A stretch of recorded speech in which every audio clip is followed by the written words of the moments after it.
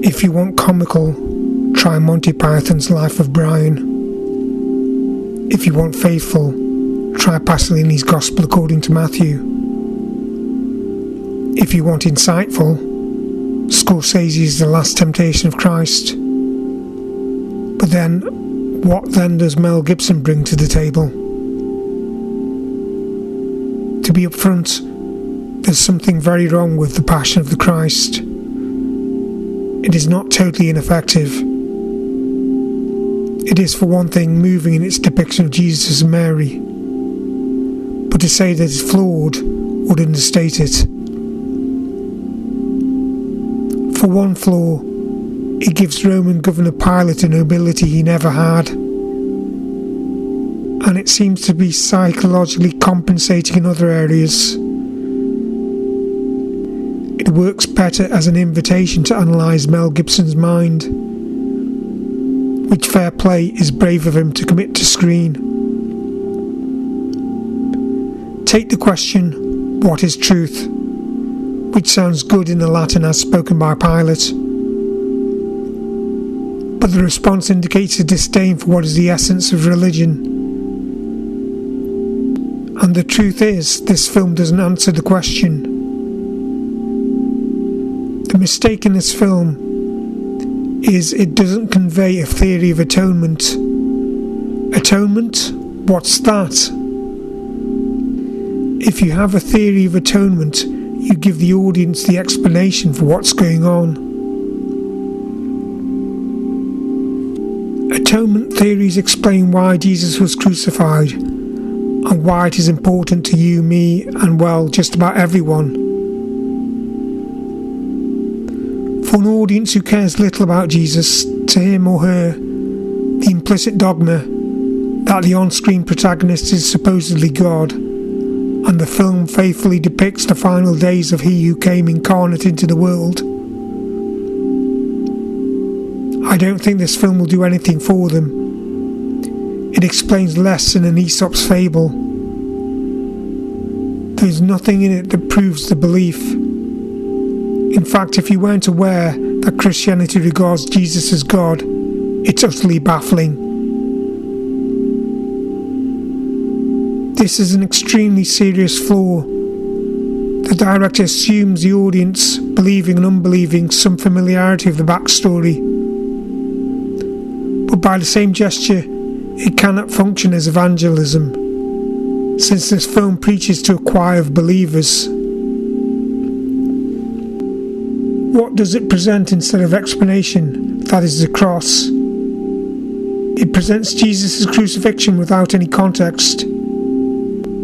Simply and only a tremendous feat of physical endurance. You can watch numerous other films to get essentially the same message as this in one form or another.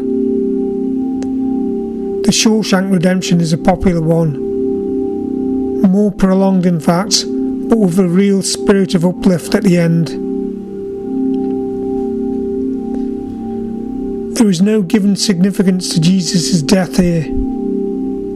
It does tell you more about Mel Gibson than it does about Jesus, though. In that respect, it is intentionally brave. After all, it is Mel Gibson's hand that hammers the nail in. Brave, maybe self-indulgent, but problematic and flawed like Mel Gibson himself. If every painter paints himself, what then has Mel Gibson painted onto the silver screen? An androgyne Satan and demonic child tormentors, as perceived by Judas. Are these the demons that haunt Mel Gibson's world? There is but one exceptional scene in this film of unparalleled power. Mary soaking up the blood of her son from the ground where he's been scourged nearly to death. It is preaching to a believing choir, but with a new, startling image. It is more than counting the film's favour. In the tapestry of this film, it is a single thread of precious gold. The Passion of the Christ is not the first of its kind. Passion plays that were staged in the Middle Ages attempted to cater for their audience's illiteracy, by putting into action the metaphor that all the world is a stage. Who are you on the stage of life, bearing in mind that the cross is at the centre? Who upon the stage do you identify with?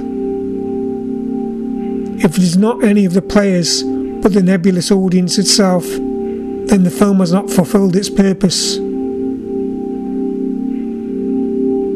The theory of atonement that says I killed Jesus and his cross is the penalty he took for my deeds.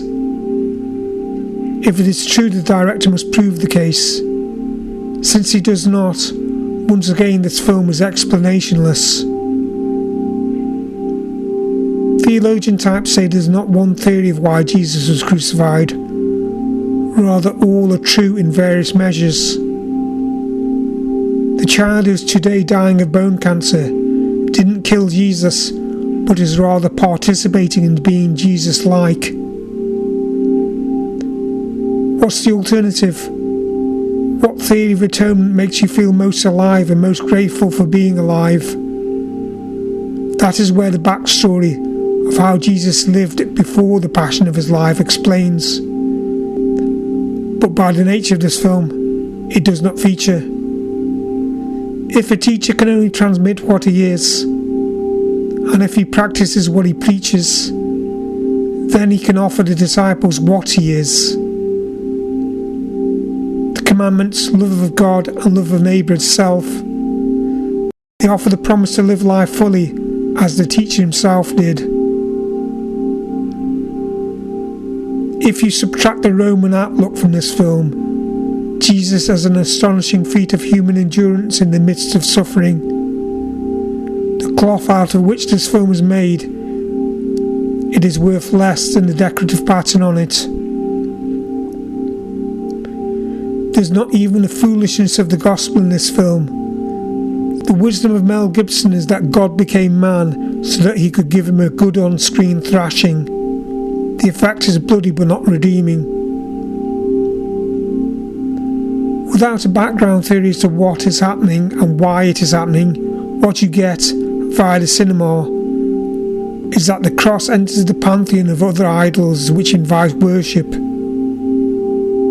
This prompts the thought, did Jesus want to be remembered as Mel Gibson's kind of hero? The question which ought to be asked of the audience, what makes the cross different?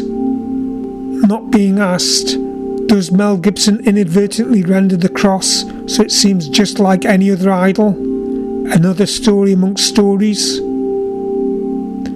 So only worth watching for one scene in my reckoning, but worth watching for just that. Thanks for listening.